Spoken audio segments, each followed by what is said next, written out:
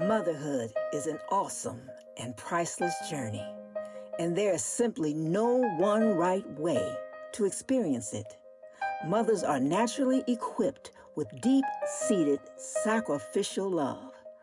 Selflessness and nurturing are innate attributes that flourish when most mothers step into this mothering role. As with life, it has its ups and its downs, heartaches and pains. But because a mother's heart is intertwined with the heart of God, she dries her tears and perseveres to love above and beyond the temporary place of pain. Our participants, grandmothers, mothers, daughters, son, are expressing their true feelings about mothers and motherhood.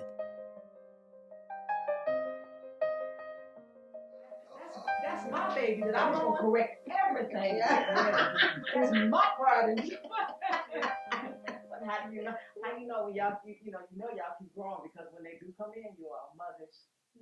That was the other part we didn't talk about. Yeah, when those girls come in, I said, "So I can you got a daughter-in-law." Oh, okay. Yes, as a matter of fact, when I wanted a girl because my brother had sons, and I thought it'd be nice to have a girl, but I have had a son, and my mom and I were close. And when I bought my building, they sold their house and they came to live with me. And Dad was only there about 2 years before he died, and so Mom was downstairs. So when I would come home from work, Mom would turn on the television on the enclosed back porch, and when she saw the light come on in the garage, she would have the door open for me, so I could come through her house, especially if it was raining or cold, and go upstairs. And there was not a day, and I thought that as long as my mother was living, every day I would look at my mom's face, right? I would come and see Mom, either coming through her house, or if I managed to get upstairs, the first thing I would do would come and look at my mom's face. My son is the opposite. Boys are just different. And I can be upstairs and haven't seen him for 2 days and hear him downstairs and say, "How dare you not come?" You don't know how long your mom's going to be with you, but boys are just different. Yes. And I know that he loves me. Yes.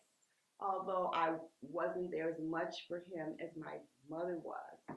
But just the thought that he wouldn't think that it's awful that your mom is alive and you wouldn't come upstairs and knock on the door and look at your mom's face. So that was a big difference between them. But I would like to quickly piggyback on something that you said about it's going to come out one way or another. And things are going to come out. And when I had him, like I said, I was looking for someone to love me. And I did not spend enough time with him. It was almost as if I gave him to my mother a lot of times, because I would be on a date and I would be out, and I did not spend enough time with my son, and that he was more attached to my mother. And Did that hurt? it did hurt. And then when I was getting ready to leave here, and I told you I had to take care of some business, and I was rushing out the back door, and on the back porch I had a bookcase, and I had pulled out a obituary because I was trying to help my brother put one together for his wife who died. And this was my mother's obituary. And my son wrote this on there: "Dear Christ, my light and my salvation, thank you for granting me sight into your world by using your servant, my grandmother. I praise you for the blessing placed upon me. I remember walking hand in hand to Sunday school down Vincent Street, equipped with my navigational tool called guidance. How can a parent be a best friend? Just call it God's perfection." And that was about your grandmother. And of course, that hurt. Yes. You know, with the regret of all those years and his tender years with his mother being taken. And he got his foundation in church and believing in God from his grandmother. And that did hurt. And then today, when he was taking his son, they had a basketball game today, and that was important to him. So I asked him, I said, I really haven't. I've had him look at the question. He says, well, you gave this to me really late. I didn't have time to respond to it. But he did say that he was looking forward to when you did the one on the father's child. But he said that he knows that he's looking forward to that, and that having a son, that he can contribute because he knows what his son means to him. Yes. And that he thought if he didn't have that son, it would be very difficult for him to even have that conversation about being selfish. So as you said, it's going to come out one way or another. Wow. Amazing. I'm listening to you and what you gave your son. I think I've said it to them sometimes in tears. I just want to feel something. Okay. I know my sons, and I know they love me. Yes. But,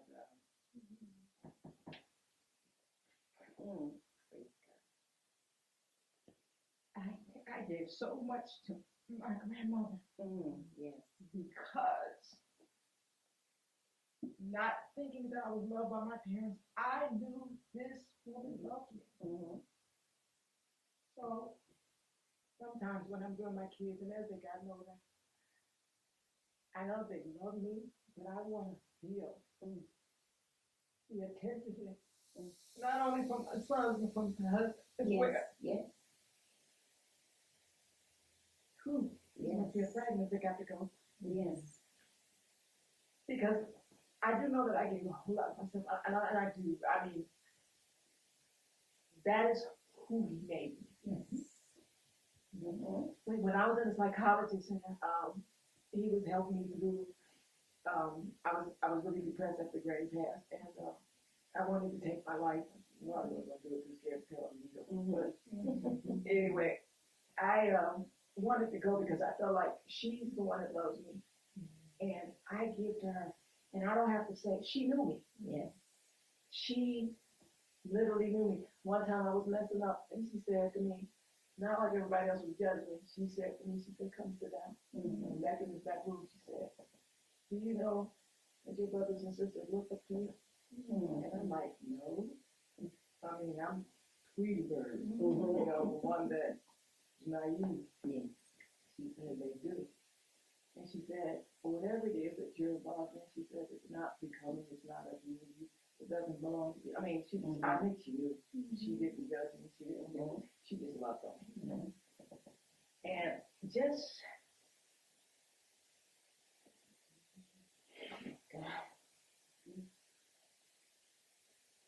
to have walked this long on this earth,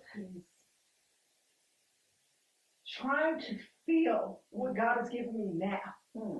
I got it from her.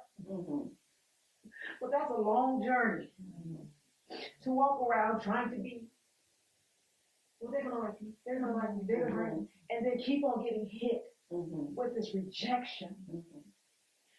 I know full well my kids are not rejected. They're men. Yes. And they have a life.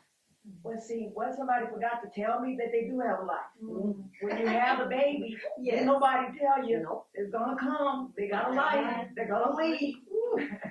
So when they start leaving, you sitting here trying to figure out, well, what am I going to do now? Because you never found yourself. Yes. You never found yourself, and you were putting all of yourself in them, which probably suffocated them, like you were saying. And I don't know if I got as much pushback as you had. This one right here, I love both of them, and I know that I'm John's heart. John he don't want to show me. He butts head. I know it. Yeah. I finally know that because but what I had to do was, I told y'all when he was on the bus when he got to California, I said, please just do me a favor. I know you're not going to like it. I know you're in your 30s, but please, when you get on the bus, can you call me when you got to work? I just need to know that you get there safely and get back. You're in California. You don't know nobody. You didn't take no bus here. People are crazy. Yes. Okay? I don't want to hear no phone call. And see, John is the one that when I was young, I had a dream about him. And it's crazy because we both did. And Michael was carrying him like this, and he was limped over. And see, I grew up with this thing that something was always going to be taken from me. Yes, yes. And when I had these kids, first when Michael came, they come to the hospital, tell me, oh, he has jaundice. What is jaundice? Mm-hmm. Oh, we gotta put him under the lamp. Oh, here it goes. Something else is happening in my life. Then John comes and I'm seeing this, and then John wants to.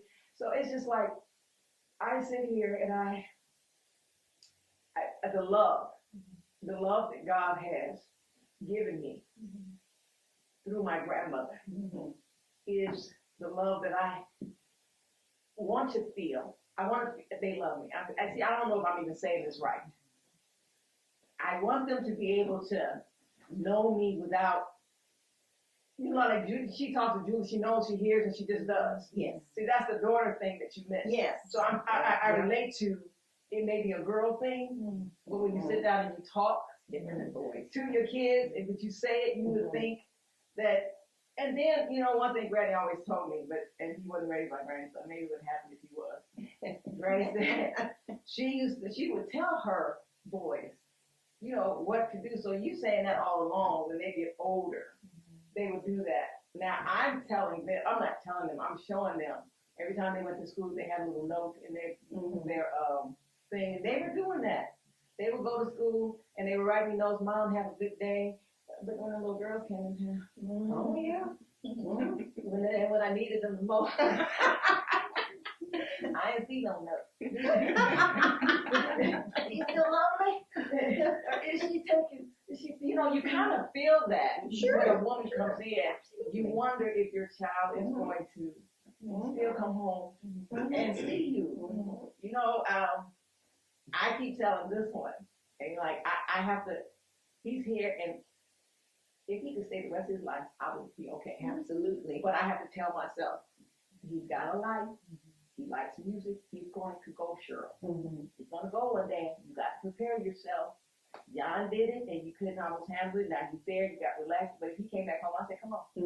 I'd open the door. Because I look at you. I look at you sitting next to your daughter.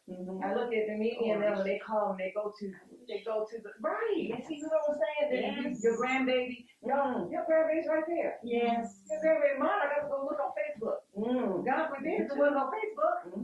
I'm watching her grow up on the Facebook thing. And it's like, you got your grandbaby. It's like, so I have to put myself in the zone, but I never asked for no grandbabies anyway.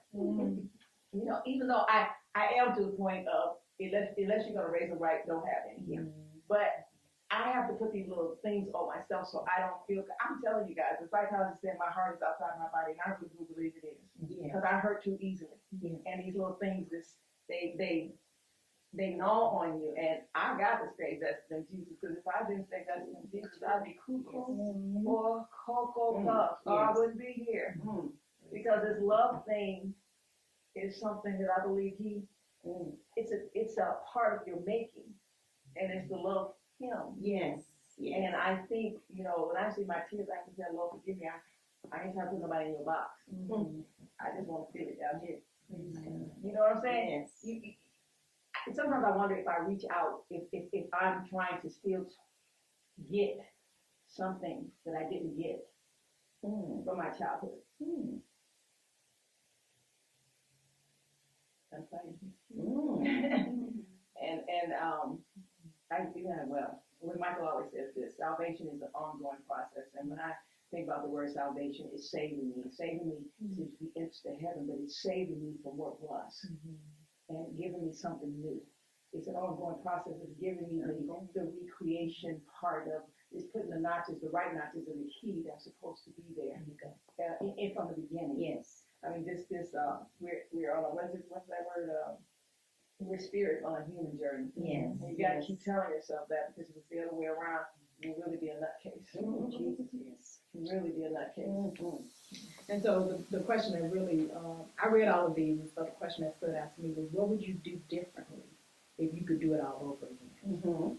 I think the one thing I would do for sure is not say that I'm not going to be like my mother, because in hindsight, she did do a lot of things right. She couldn't reach me as an introvert because she's an extrovert. And so she passed me on safely to my grandmother. I kept saying, I'm not going to do that with my son. I'm not going to do that with my kids. But Lord knows His plans are better. So Harry ended up latching on to Teal's mom. And so at first that bothered me, but in hindsight, I'm like, Lord, thank you that you were able to pass them safely to somebody where I went to school, did work. Yes. Like He gave me that ram. And I don't know, that's the first thing I would do is just stop, get that stuff off my mother. Just say what I wouldn't do that she didn't do and all that stuff. Throw that stuff away because she has a history, she has a past. Yes. That now I know. And now that I know it, I'm so compassionate toward my mother. Like, how did you raise 6 kids by yourself? Yeah. Yeah. Like, and out of all of them, I'm the most introverted. How did you do it, mama? Like, I have to give her more credit than I've ever given her before. Yes. Just seeing the card she was dealt. And just saying, like Dr. D said, like, she did the best she could with what she had. And so with that, I have to say, Lord, thank you, because she could have avoided me. Yes. I mean, she could have just like, I could have been in a foster home. So many other things could have happened, but she passed me to my grandmother. For that, that question really rang out of all of the ones that we were kind of meditating on and thinking on. That's what I would do different first. The second thing is not push Tio away so much. I was raised in a single family home, and so I was so aggressive and so overbearing. Like, I didn't invite Tio in. I didn't even care what his decisions or his mindset was. I just knew my husband. Okay. Right. So I mean, I grew up in a single family home, and I saw my mother do it. I knew I didn't want to do it her way. I knew what I thought in my head would get it right. Tio's opinion didn't matter. Tio's upbringing, what I saw was dysfunctional, and you wasn't gonna bring that on to my kids in my house. So at some point, I just ignored the fact that he was a father. Didn't interject his voice in certain things. I just blew it. I blew it the first 5 or 7 years of Kahari's life. Like, I just did too much mothering and not inviting his father in. Now, mind you, we married, we living in the same house, but he could not whoop Kahari because I always felt like men's hands were stronger than women. And that was a little boy. You just wasn't going to whoop him. Like, you just wasn't going to do it.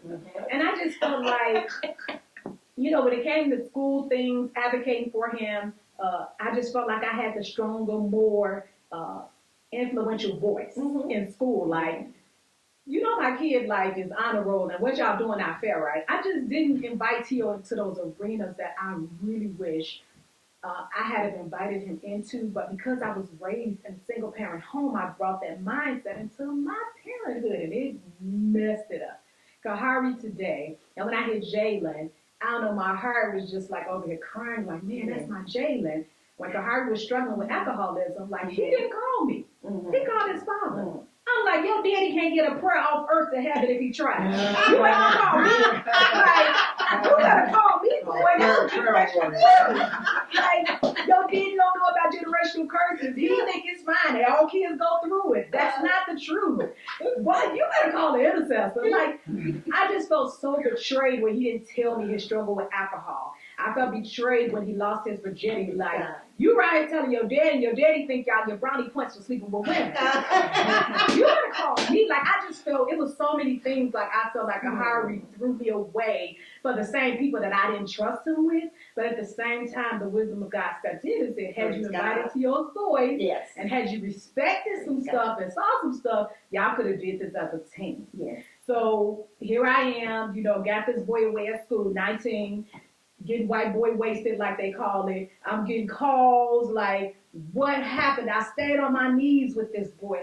He went to prayer services with me. My grandma spoke prophecy over his life. Yes. And all the time I hear the Holy Spirit saying, you allow discord in your house by not respecting your husband, not doing some stuff I asked you to do with your marriage, and now your kids are telling. It's not okay what you did. It's not okay the persona you presented to people. It's not okay that you hid that stuff. And it's okay, Lord, I got to get the first things first right again. So it was the last 2 years, really saying Kahari, that he do drink still. He will have him a drink. But what he don't do is drink in front of me and his father. Tio is now more vocal in saying, son, you're out there in St. Louis, you with people who don't know you, you with a new group of friends who don't, I don't know if you trust them. Whereas now he didn't. Well, I haven't gotten any reports about him getting white boy wasted, but I know that he drinks. I'm not stupid. Yes. But with that drinking, I know that God is doing something in him. Through my prayer. My faith is just out there. That's not going to be a struggle of his. And he will call me. Yes. He will Uber. He will do whatever he needs to do. But now I'm not ignorant to the love of God and the prayers that have gone up, and I'm not running from his truth anymore. For this reality that we live. Yes. I'm not running anymore, but if I could do it differently, I would invite Tio into this life of holiness and living for God and looking at his woundedness and not pushing him away, not thinking he can't do it. Because he's done more than I could. The boy admitted to his daddy he was drinking. He admitted to his daddy he was having sex. I mean, the stuff that I think he should have told me, he told his daddy. So those are some things I just wish I could have done differently. And I hear Jalen and Mimi's gonna get it right. Jalen and Mimi gonna get it right. Because me and my family got it right. Yes. We got it right. It just took people walking alongside us to say, you're gonna get some of it wrong, but you're gonna get a lot of it right. Yes. And I had to trust people into that sacred place with me, my grandmother. Even my mother, who I thought was just, didn't get it. She get it. She like, Kilo, that's your passive aggressive kid. I mean, that's just who he is. You got to walk alongside of him. If he call you drunk and throwing up, you just pray with him and you pray over him. You let him go to sleep, do whatever you got to do. Don't talk about the situation at that moment. Like, she's teaching me how to deal with it, because I'm inviting people into this life with me who I trust and who's not going to judge, who's not going to just throw the Bible over that stuff. Yes, Lord. And they going to deal with my secrets. So that the next my grandkids don't have to struggle with some stuff. Yes. So those are some things I would do differently. That's so funny. You talking about the drinking stuff when they went away. I probably not Lori talking to me. I guess I didn't invite Mike either. I didn't invite Mike because I didn't know how to invite Mike because you didn't see that. So you still think you're supposed to go in, but on the drinking part, when I knew that they were out there doing stuff and they would call me, they were different. They were telling me a whole lot. Okay. But they didn't think I knew what they were talking about. So I'd get off the phone and I'd get on my little, I got a bunch of these under the bed. And I would be writing my prayers in there. Lord, my prayers, Lord, I didn't like the fact that my grandfather died and he was an alcoholic, and then my brother started drinking. And so when I came to them about it, I think they probably were still putting it in the church sense, but it wasn't that. It was, if it's in your DNA, and I think that's in his family, his mother's side. It's like, I don't want you all to get caught up in drinking and it takes over. It takes over. You might be one of the people that are a weak link. Yes. So I would just constantly pray, but my prayer was when they started doing that stuff, Lord, let them go up. It gets so bad. It gets so bad. I don't know about him, but I think John's experience was that. And see, so now I'm so glad they beat him. Yes. I'm so glad they were a little clean. Because even though they may have 8 small drinks or something like that, it's not like when you stand to where you are. That stage right there, it's just like you walking around here like this. Right. So, and that's thank you for that, because I never even looked at that. I never invited Mike to be, and I really didn't invite him after he did the. I really wasn't inviting him in after that, because I just, I didn't know. I saw my father do it. I mean, I heard about my father doing it to my brothers, and that wasn't going to happen. So, does anybody, any other questions? Anybody want to? I want to chime in. What would I do different? My mother has always said that she feels as though her mother didn't let her raise her kids, and I feel as though that my grandmother and mother doesn't let me raise my son. The older you get, you do realize that it's to help you versus harm you. Yes. And I'm very, very, very, very, very defensive. So Very. very, very, very defensive.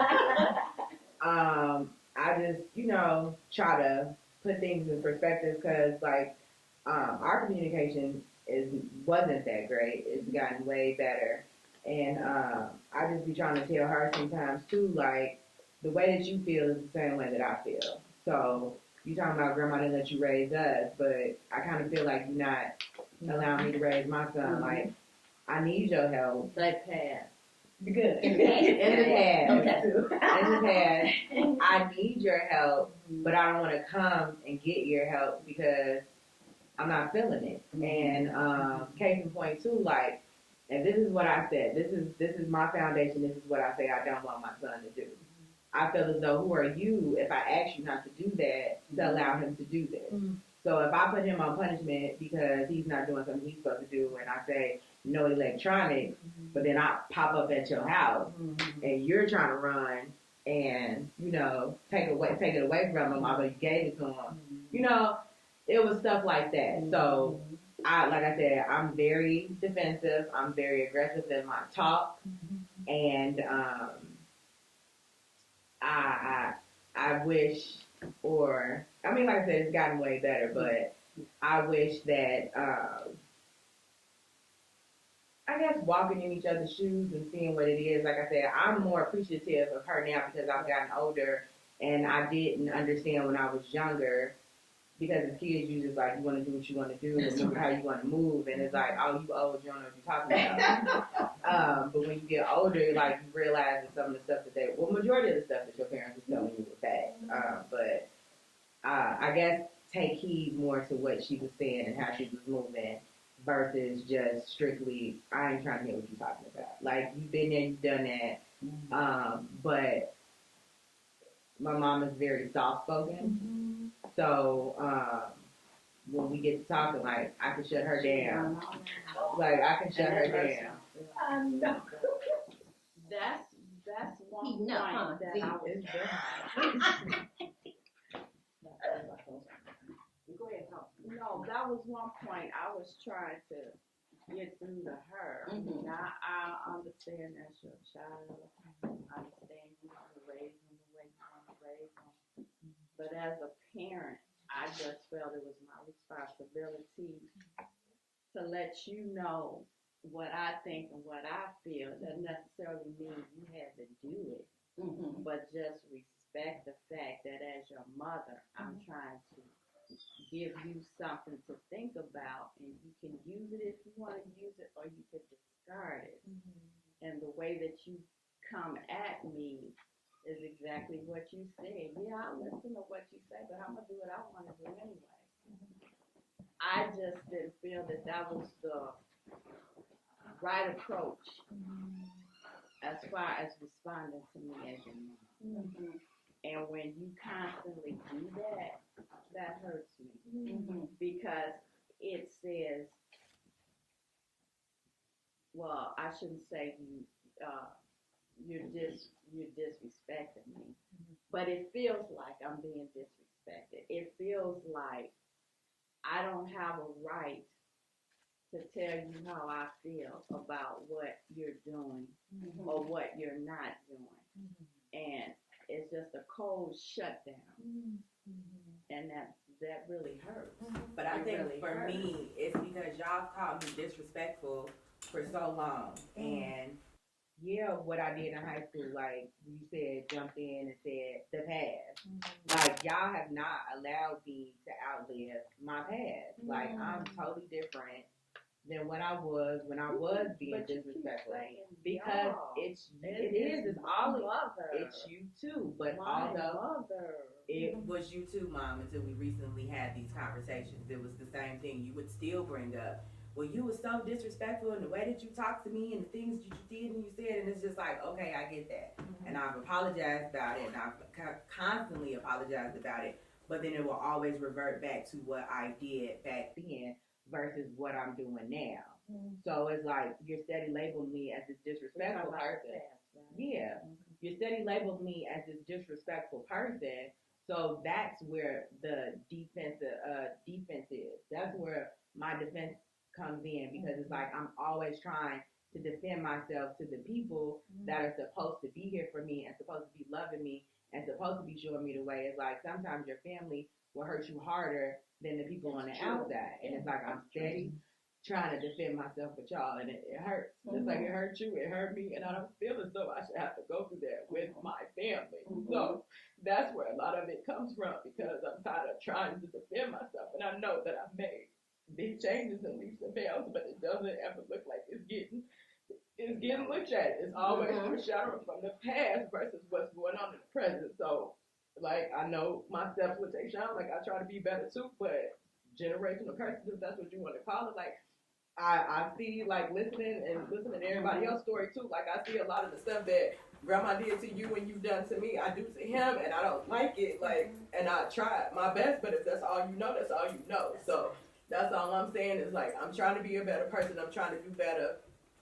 And I know our conversations and our communication has gotten way better. But it's like, help me too. Like, And I do.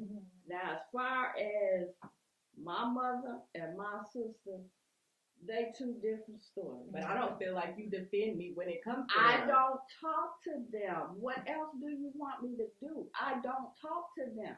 And if they have something to say about you, I don't respond. I don't, because I know how you feel. And I've told you that. Shut down, because I've never let them do that to you. Like, when they got to talking and stuff like that, and they say stuff, I say, I don't want to hear this.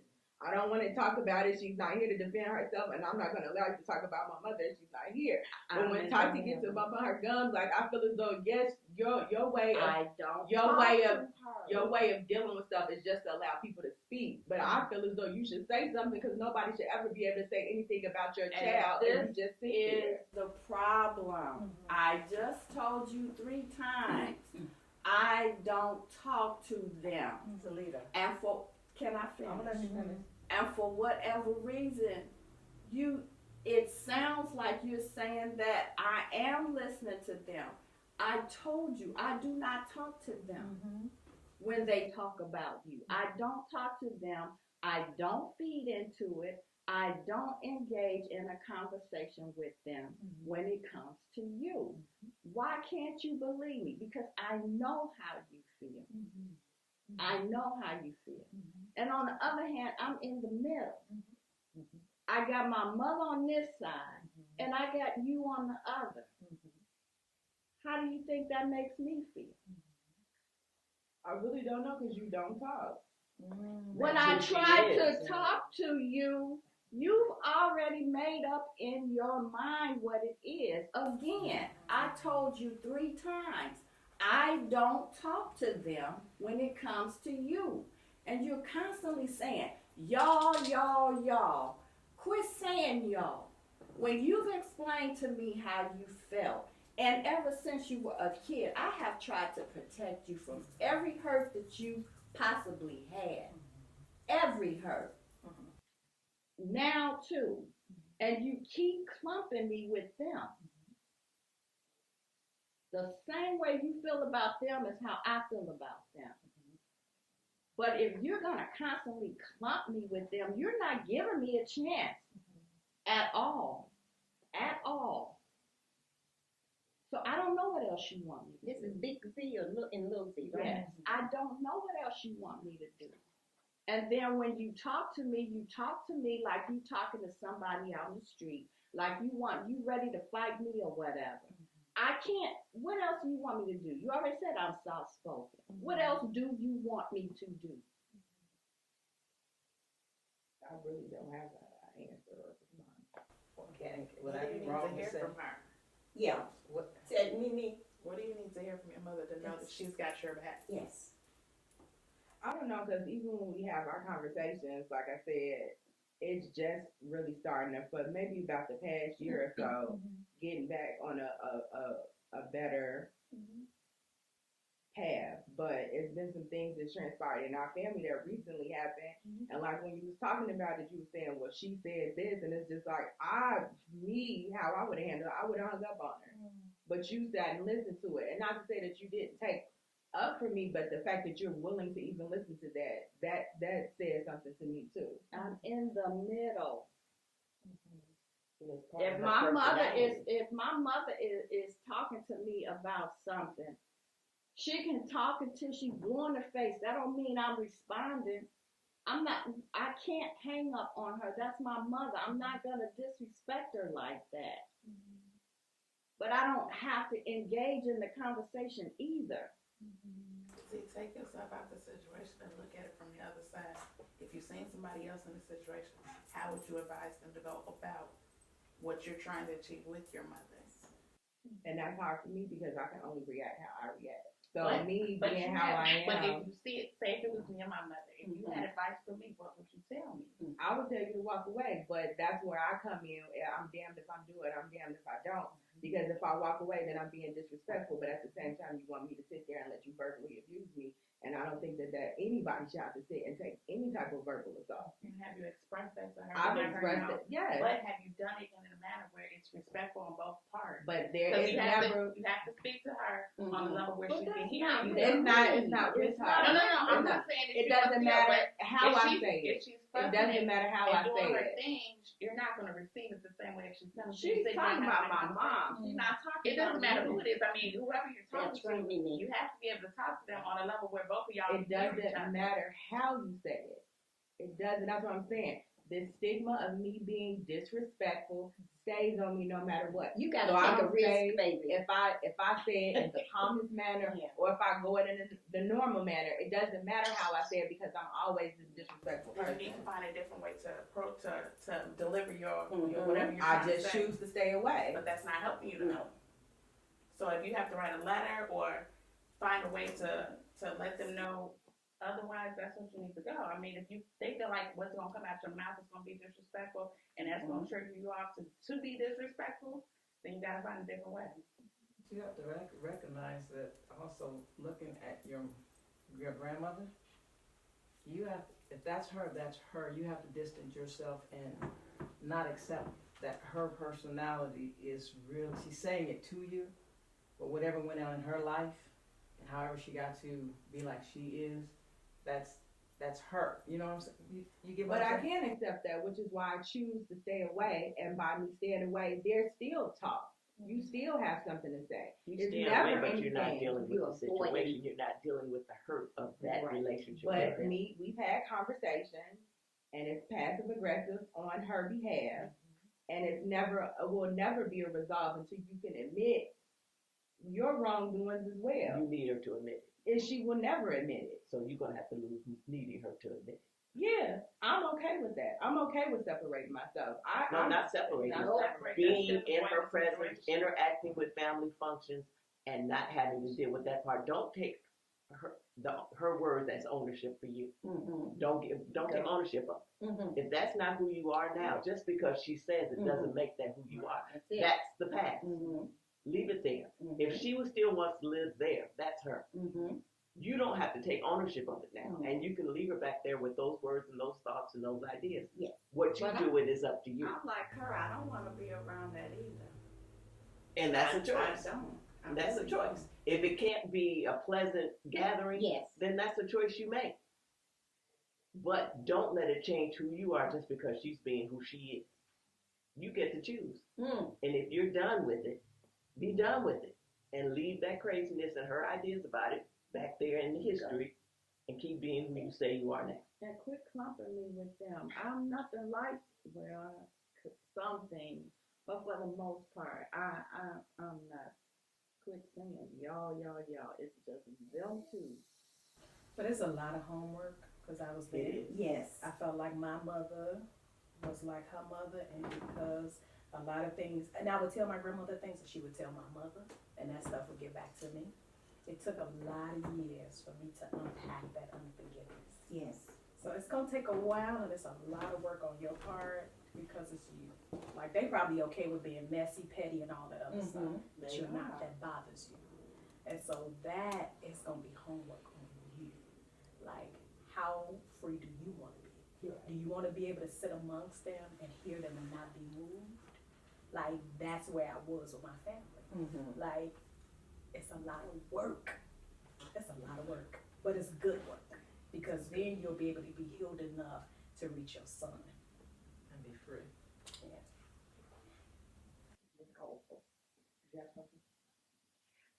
Yes. I want to say to little Z that your mother can only respond in the way she has been trained to respond.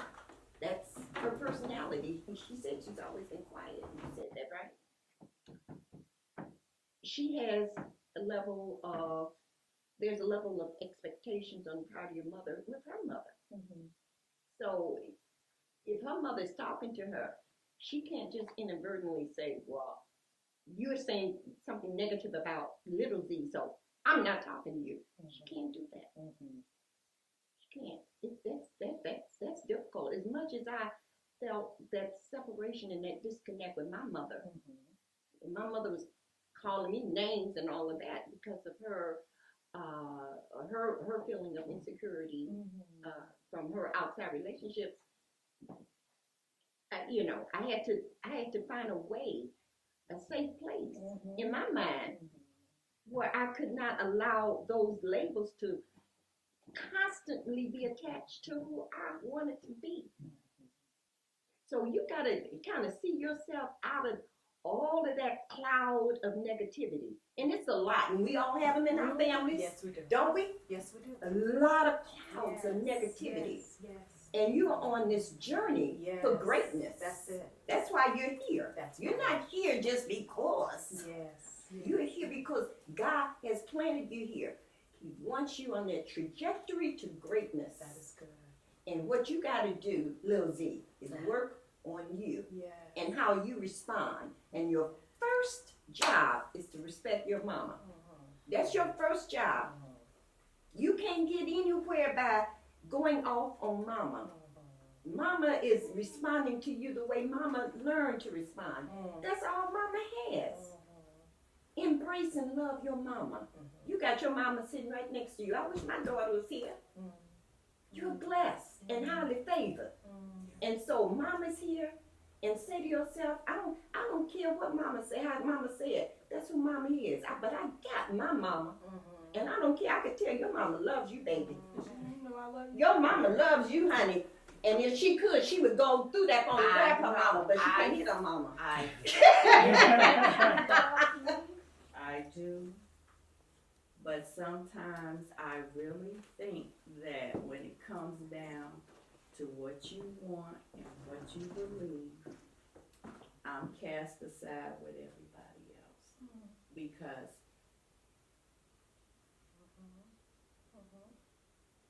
yes, when I try to tell you stuff,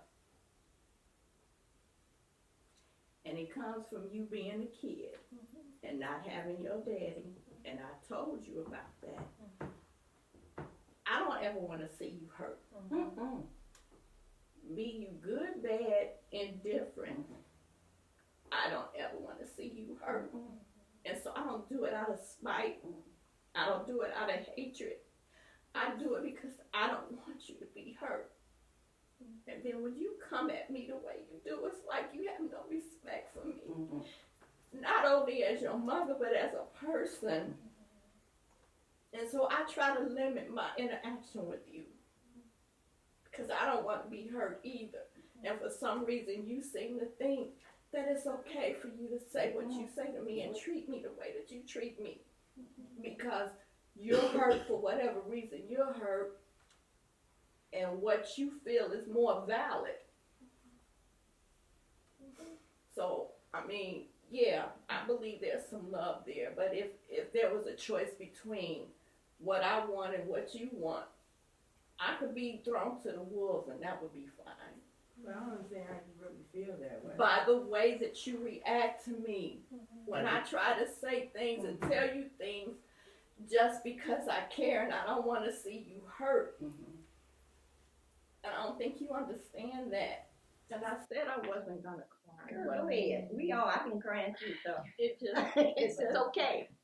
It just really hurts because I love this girl to death. I know you do. And I don't think she gets it. Now, my son, he just as bad as me, but he doesn't give me half the lift the attitude that she does. You know, he'll just go along with it, and if he wants to do whatever he's going to do it, but he doesn't disrespect me like she does. And I just don't understand it. You know, if she was saying that she had been called disrespectful since she was a little girl, she put on those shoes. Yeah. What shoes? Disrespectful. You called her. Yeah. You didn't call her police. You called her disrespectful, so she came. That's how disrespect and all the stuff the kids turn out to do, because you don't call them by their name. when they take on ownership of the name that you give them. And so part of what you're hearing, if the disrespect is there, is because so what does disrespect look like? It looks like this, okay, so I'm gonna act like that. And that's her showing. Okay, That's her showing love. you said I called her disrespectful just a few minutes ago, or as a kid. I'm talking about, I was going by what she was saying. She has been called disrespectful. It looked like all her life. Not necessarily by you. Oh no, yeah. Different people. So she's running. She puts those, you put those shoes on. I mean, we joke about it. We used to call Mimi's nickname was Screaming Mimi because she always cried. Oh, okay. But then when she got older, it wasn't no more crying. She gonna talking to carry on. people like that. Oh, I mean, not to us. No, But she was always kind of like fussing. Mm-hmm. So it's like there is power, whether we know it or not, in the names, because it says there's power in words. So if you gave her that name, not you particularly, if she has that name, she's acting out that name, not consciously. You see what I'm saying? See what you're saying, and I guess where I'm coming from, but I see what you're saying is that even she's not me. I understand that, but even though she's been called disrespectful, like okay, I'm gonna go back to my mother. My mother. Just out the box, okay? She's just out the box. But she's still my mom. Yeah. And I have enough self-control, even though I may not like it, even though it may have damaged me. I have enough self-control to respect whatever it is that she did, does, or doesn't do, not to react. And I guess I'm expecting that from her. But what we did with our children, we allowed them more freedom. Right. And didn't give them, we gave them the opportunity to do what they do in the next. Because we didn't respond and nip it in the bud the first time it showed up. Trying to go back and do what we said in the beginning. Right. Be better than. Yes. If you allowed it over and over, you and whoever else were her adults around her growing up, then that's who she, according to her, it's okay because everybody's allowing her to be this way. They don't like it, but they're not doing enough to stop it. Or give her other tools. Or give her other tools. Yes. Mimi wouldn't talk that way to me, but she talked that way to her father. Why? He allowed it. Me, not a day. Not a day. Same thing in the house. And I had to step away from her relationship with him because if it was okay with him, how am I going to keep having to come and stop her from doing that if he's allowing it? It's not doing any good. So I just, if that's how he wants to establish the relationship with his daughter, then that's what it's going to be. But I didn't allow it for myself. So you have to look at the big picture of the relationship and see all points and where it was developed and what contributed to her being who she became. And it's not just because she's been disrespectful one or two times. But I know I keep saying, but I don't remember her being like that as a child. Well, when did it start? I was high school. High school. High school. Yeah. And I know when it started. I saw my friends doing it. Like, we was never able to talk and get away with stuff like that. You opened your mouth and thought that you was gonna say something inappropriate, you got smacked. And when you tried it, what happened when it started? Nothing. You didn't talk to me like that as a kid. In high school, I did. I don't remember that. That's I'm when just it saying started. I don't remember that. It was high school. I know when it started because I saw how my friends was talking to their mamas, and I'm like, black kids can do that? And it was like, I tried it. It works. I tried it. I just remember you acting out in school, but as far as what you said and stuff to me, I don't remember you all saying or doing anything, because like you said, I was asleep all the time. So I don't remember that. I mean, it was just little jabs here and there, just. It seeped in, it sounded like it seeped in to me, because you were asleep. While you were sleeping, it was coming in, and there was no, it's like she's saying, Mimi did it, and she stopped it. I think John had it with me one time, and it hurt me. I let him hear me cry. I was crying really bad, and then I said, I'm your mother. how can you say those words to me or whatever? And we hung up the phone, but then he called me back and he wrote this long letter. And he has not done that or said anything like that since. But it was me rising up and stopping him when he was a little kid. He told me to shut up. I didn't whoop him. I looked up in his face. I said, that's something that you do not say. First of all, don't say it to anybody, but you don't say this to your mother. I've never heard him say it again, not even to people. But I never spanked him or anything. I just jumped in. Mimi has that same situation now with him. His mouth. But she sowed that seed. It's so to the wind, and then you reap the whirlwind. It comes back twice as bad. I don't think that's Little Z needs to know that you don't feel like you're in a bubble, that you're the only one that this is happening to, baby. And we've all had these types of issues.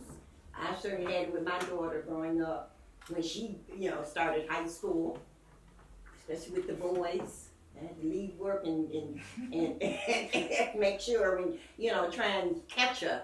Because you know why? Because her mama used to sneak out of the house when my grandmother went to sleep. I would sneak out and go out with somebody else. Okay? So, mama ain't saying your mama's quiet. But she did everything she could to protect you. And I get that as I'm older. As you're older, sure. And that's why I say, that's why I do the things that I do. We did the 5 love language signs. And my top one is gift giving. Yes. So it's I know what she likes. So if I'm out and about and I see something everybody knows she loves Prince and Michael Jackson. So I just might pop up and have something like that for her because I saw that. Or when we did the surprise birthday party for her, she doesn't always feel as though she has people in her corner and that people even love her, but to even do that surprise for her made me feel good that 1, she didn't want it, but 2, she did come in eventually and embrace it, and she was really, really happy about it. So stuff like that is my way of trying to show her that I do love her and I appreciate all that she did, because at the end of the day, we didn't have to be here, and she's done it by herself, and she did really good. We were never in foster care. We never had our lights or anything cut off. We didn't know what her financial situation was, and I'm mad she was rich. So it's we never had nothing to say that we had a bad childhood or our mama didn't love or care about us. You would never hear me say that, but me being an adult, me being a single parent, and me going through the things that I have to go through and knowing what she went through with us, we have our conversations and I tell her that all the time. I get it now. I'm going through it myself, so I get it. So that's what I'm saying, I wouldn't have thought that she didn't think that I loved her or loved her enough to, But I think that's also packed in with her relationship with her mom. Yes. The pain and the wounds from that. That's just when you do that, that's on top of all that's already still there that she's working through. So it makes it even deeper than what it really is in and of itself, because it's all collective. We had a lot of onion layers being Layers. pulled away. Yes. Wonderful. So on that note, if anybody has anything else to say. Since this is being taped, I'm feeling this in my heart. I would really like to express and answer the question on what would you do differently. And what I would have done differently would be to have been that nourisher for my son and given him the guidance that his grandmother gave him that I didn't get him, and to let him know that he was more important to me than the relationships that I had with men or was trying to get to establish myself. But I could have let him know that he was more important to me. That's what I would have done differently. And that's awesome. That's awesome. I had to come to the conclusion, take myself out of the equation and understand that there are no professional parents. No. Right. If you show me an expert parent, Right. No such thing. no, doesn't exist. All life is trial and error. And what's good about this, I call her Pastor Cheryl, so you know, you know, is that we are so blessed to have an opportunity, little Z, to come and without all these people, without $100 an hour, you know, sitting on a couch. I've done that. I've had to sit on a couch and get some help. When my daughter died, you know, we don't have to do that. God is, for some reason, He loves all of us so much. Yes. He's allowed a setting like this Yes. to help us begin Yes. to release Amen. hurt, pain, Amen. and take our lives on a different trajectory. That's a blessing. I don't know of any other place than this. Look, I've been on this earth 7 decades now. Do you know of an opportunity like this No, no. where you can feel free? I'm serious. This is, I was just thinking that the church, we who are in the church, we gotta do a better job of Yes. creating platforms and formats like this so that families can air things out and talk things out and be healed. If you look at the Bible, Satan knew that family was going to be the structure of the world, the Yes. building block of society. So he Yes. started right at the beginning trying to destroy families. At Cain and Abel, Cain killed Abel. So if you can look from Genesis all through the Bible and look how children were trying to be destroyed, families were trying to be destroyed. Satan knows something that I don't believe many people in the church really know, how important the family unit is and how important it is for us as family members to really nurture one another, to listen to one another, to understand that the family is under attack by Satan, but he uses family members, he uses hurtful experiences and wounds to sidetrack and get people to get families to break up, to get marriages to break up. So we got to keep that in mind, that the church has to do a better job of creating an atmosphere where we don't just hear the word over the pulpit, Yes. but we have formats that we can come together and understand that all these people that we're talking about and preaching about in the Bible, they all had dysfunctional families. Yes. They all had issues, they all had problems. And so the church is called to do more than just proclaim the word. Preaching is important, but after the preaching is over, we need a format to sit down. What did it mean when this happened in the family? When David's family had issues and Absalom's son was trying to kill his father. When all this stuff went on, how can we keep these things from happening in our family? What do we need to talk about and be transparent about that can help our families become more solidified as opposed to driving our families apart? I have a question for Jay. I want to know what you think I need to do for us to get better. Healing. Yes. Good question. That is so good.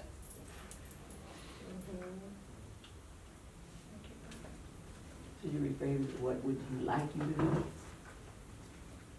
Sure.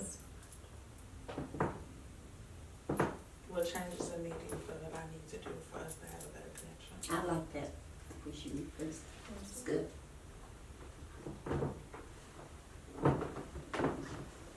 You don't need Uncle Tony for this one. That's a good one.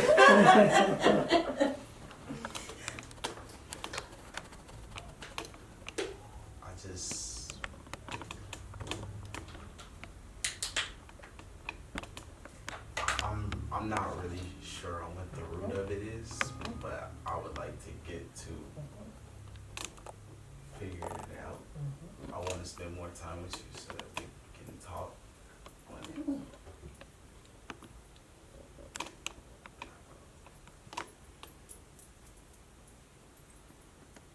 I, like myself, I don't know where it is that we need to start. So I would like to come to start a point to where we can. Okay, so where things are now, I have things are now between you and I. What do I need to change Or what do I need to do different when it comes to you, though? That's my question. I understand where you're coming from, but if we walked out here today and What let's will make just, the difference? right, what's gonna make, what do you need me to do differently when I approach you, or when I say things to you, or when I need you to do things when it pertains to what I want you to do?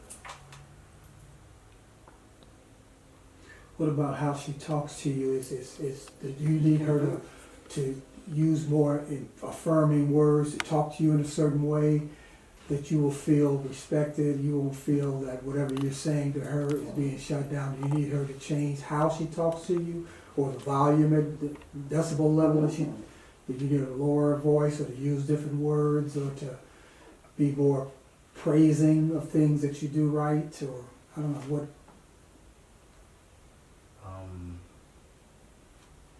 Affirming. There are some times where you talk to me where you can get like to 10 real quick if we have a conversation. Wow. Like, there are some times where I try to talk to you and I try to talk regular and try to really just conversate, and you take it there. And I just don't understand why. Example, please. Yes, I'm sorry. I'm sorry. That's the hardest thing to me. When I have an argument with my husband, and we do have arguments. Really? And, okay, and I'm the one, see, we got that in common, because I go to 10 right away. And then when I ask him, you know, he said, you know, you just shut me down. And I asked him, well, what can I do? Sure, tell me when. Give me something to tell me what I did wrong. Give me, but at that point, he can't. You know, it's difficult to just target in on one particular time that, you know, it happened, because it happened multiple times with me. So to hone in on something specific that that he felt he could do to garner my attention and make it a real valid point and scenario, difficult. So that's, am I right, Jacob? That's, you know, when you said, what'd you say? Give me an example. That was jarring. Yeah. I can admit that I fuss at them. I fuss at them because I feel like I work my butt off to make sure they have everything that they need, no matter what it is. When it came to prom, we asked his father to help him, send him money, all this other stuff. Didn't happen. It didn't matter. I'm still going to take care of it. That's the way I've always been with my children. Whatever they need, whatever it is that's pressing, I'm going to make sure when it comes down to it, you're going to have whatever it is. And it's going to be the best. It's not going to look like, oh, she just made it. Oh, no. That's not how it works. But when I get fired up, it's because I know I'm working so hard for you guys to have everything. And it's the simple things like the dishes not being clean or your room's junky. And no, I'm not the cleanest. I'm not the tidiest person when it comes to my bedroom. But I feel like when I ask you to do something, and it's not like how we were every week you had chores. No, that's not even the same way it works now. Now my kitchen, yes, I want my kitchen clean every night, but at the same time, if I go week after or day after day after day after day and I'm asking the same thing, yes, I'm going to be on that 10th day, I'm going to be furious. And I don't want to hear anything you have to say because you don't have any good excuse or you don't have a valid explanation of why it's not done. You just didn't do it. And that's why I asked for the example, because I think that's what he's referring to. I don't want them to feel like they are in like jail. Like all they have to do is go to school, come home, and that's it. They can't do nothing extra because that's not how I want to operate. But at the same sense, I can't allot you to do all the activities that you want to do when my house looks like crap. And then, can I, maybe when you said something about the chores like you had to do, but did you notice that when you had to do the chores, you all were complaining about the chores? Same We thing. were. Yeah. But, there was a list. Did they have that list? No, they don't. But that's the thing. Like the difference is we had them every week. Theirs is not a every week thing where Sunday morning, we getting up at the butt crack of dawn and we finna go clean the whole entire house until I'll do it all over again next Saturday. That's not the way that I've ever ran my house. But what I'm saying, it did work for you. It worked did, for you. but So if you didn't interject that into them, then they're not gonna just get up and do that because they grown now and I know you can do it, so you're gonna, you start doing it. Well, I had a list when they was at my house, and he still didn't do it. Okay, well, I'm closing that now. I had a list and they doing it now, so. I thought about doing the whole court board and putting it on the thing, but I'm like, am I wasting my time if they're not even gonna do it when I simply ask you? And do you think that's the real issue? Chores, or is No, there I something more? And I I'm think just, it stems more than that. okay, That's yeah, what we do. yeah, and But yeah, I'm just trying to see if he's referring to my rage being from that. yeah, Because a lot of times it is that. yeah, Because I come home after working maybe 16, 12 Yeah. hours a day. yeah, And it's like, okay, I asked you to do this when I talked to you earlier and you said okay. And I come home and yeah. Which, for me, I think your mother feels some rejection on the part of her children, because she's working so hard, and that this is so minimal, for a parent who's working all those hours to say, okay, just have my house clean when I come, every bedroom clean when I come home, and it hasn't happened. So that's why, like Mimi and I go to 10. I probably go to 20. But you all need to sit and talk and find out what the real problem is. Why Jalen But is somehow it just Jalen, or is it that generation? It's just like, well, Generation. we just said that There you go. we let our kids speak We more than we did. We had more respect but then we're not gonna do that to our kids, and then the kids start speaking more. And so this is the next generation after her, and so it's like they didn't have the same fear Mm-hmm. that was put in us because we felt like you're gonna do better than your mom. And so doing better than your mom, some things not gonna say, I'm not gonna do it this way, and then it comes back with that generation, because it's this whole generation, it comes back like this, and then you're sitting wanting what your mom tried to get for her. Mm-hmm. You want it now because you're in her shoes, but it's not coming because you were a little more lax than your mom. But I want to, just talk to Jalen. I know you love your mother. You have to tell me. If somebody come in here and slap your mother now, you up and you got your fist balled up. I know that. So kind of think about that, in terms of her minimal requests. And just say, I was thinking, is it a request for attention? well, I'm just saying, but I want him. Because he's a big boy now. Okay? How old are you? 18. You're 18. Okay. Simple. Your mama work hard, brought you into all that kind of stuff. You don't have everything you want or whatever it is. But because I love mama, I don't want mama to come home and see that I have not cleaned the kitchen or my room is junky. Even if you have to hide stuff under the bed. I'm just saying, just to keep mama, okay, toned down. That's a start. I think it's generational. And I think today's kids are more entitled than what we had. So I can speak from her. Mm-hmm. We didn't have chores for real. We didn't have to do chores per se.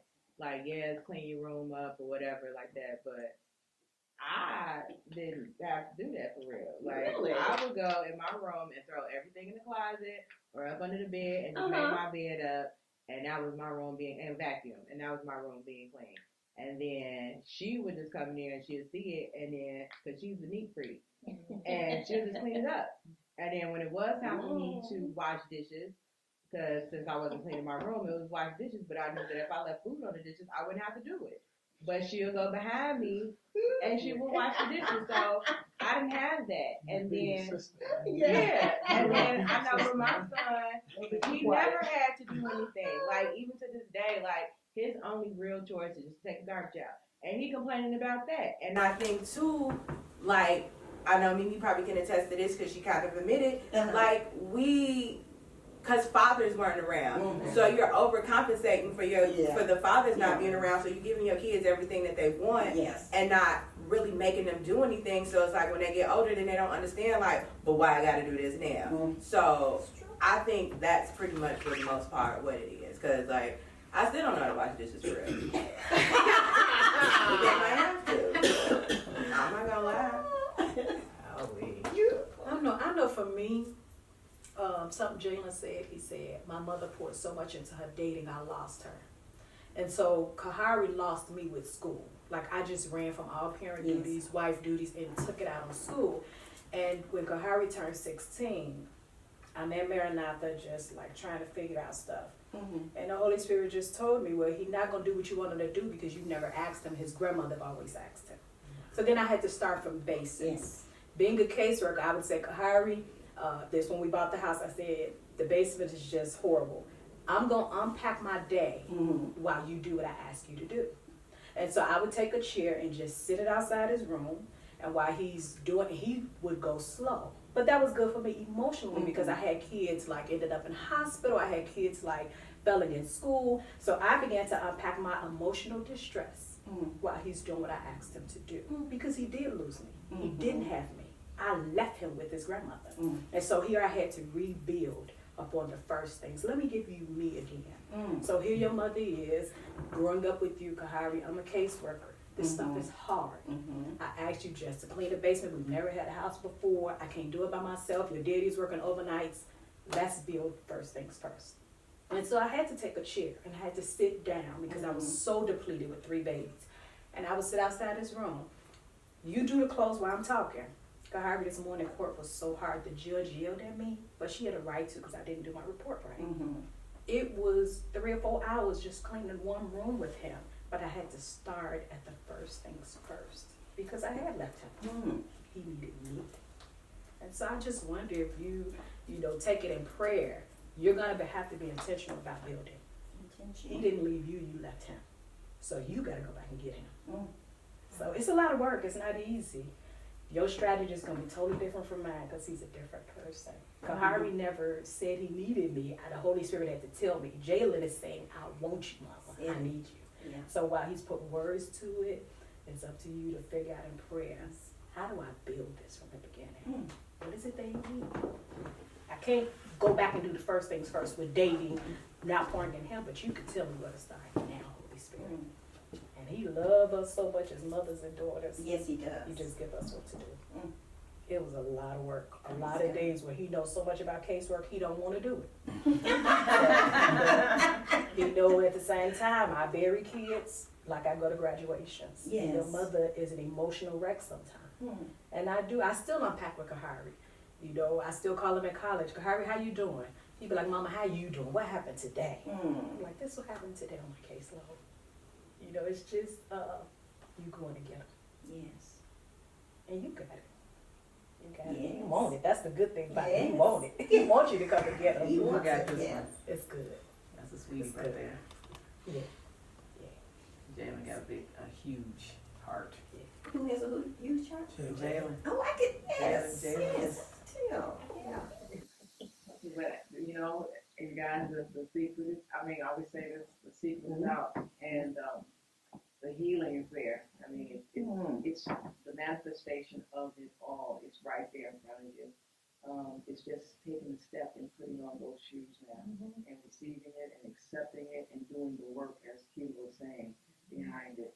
And most of the work is really not focusing on what happened, but what's happening now. Changing the story. Delita and Denise, you heard your story. You hear where she's coming from, you heard where she's coming from, and now you can be intentional about when you speak to one another. What do you think she might feel behind what you're saying? and the huff in your voice, wherever it has huff in it, you know, you want to maybe back it down. I mean, I have to do that all the time because I'm on 10. I'm not on 10 with nobody but my husband. Yeah. That means you must know I love you. Yeah. It's safe. It's safe there. I can do it, and he's quiet, man. Yeah. I just always wondered if somebody else heard my mouth, I probably beat up by now. But sometimes I can go in, and I didn't know I could. Yeah. But, and you know, everybody been married, you know, kind of take you there. Yeah. But I mean, God is good, Yes. and God's promises are real. And like I said, we are keys that have come down here. We just need the right grooves, and He's given us the right grooves. And the right grooves is His word. It's not somebody telling you from the pulpit. It's you laying in your bed having a conversation with Him, just like you having it with us. You're just saying, Dad, I want to talk to you. I said, I don't like, and you can tell me what you don't like. I don't like that hurt, and then yep, I messed up today, but I know you there. I mean, you talk to him like that. Yeah. And the more you talk to him like that, it's like he's what he say. If you seek me, you shall find me. Yes. So when you're doing that, it's just all these little things start happening, and you find stuff that if you're saying that you hurt or something like that, this stuff starts falling off. The stuff that you really want to let go. I mean, you just let it go. I mean, sometimes we try to hide behind those things that we used to. You're not gonna get to this place for me. I'm gonna build this wall. But if you give God the wall, I guarantee you, you make that soft space. You get to experience the peace that He said. Yes. I mean, true peace on earth before you get to heaven. Yes. So on that note, the secret is out, you all, and we can close. All right. So. All right, Father, we just thank you for all that has been said today, Father. We're not forgetful hearers, but we're doers, and so we're going to take it upon ourselves to, we can't control other people's actions and responses, but we can control ourselves. So as we speak to one another, we're going to watch our attitudes, the attitudes behind our words. We're not going to speak to people out of our own hurt or woundedness, but we're going to allow your Spirit to speak through us so that we can affirm people, we can validate them, we can build them up and not tear them down. We can look upon them as a building site and not a demolition site. We're going to speak words of power, words of love, words that will let them know that we love them and that you love them. So thank you that as we leave this place, Father, you're doing a new thing in us. You've opened up new ideas in us through this conversation of how we can build our families, how we can bring our families closer together. And we just thank you so much for your love. Thank you that we have this platform, and we're expecting new things to come out of it, new revelations and new ways of living life. We're on this journey, Father. We want to become more like Jesus every day. So we yield our own sense of entitlement and our own sense that we want to be right.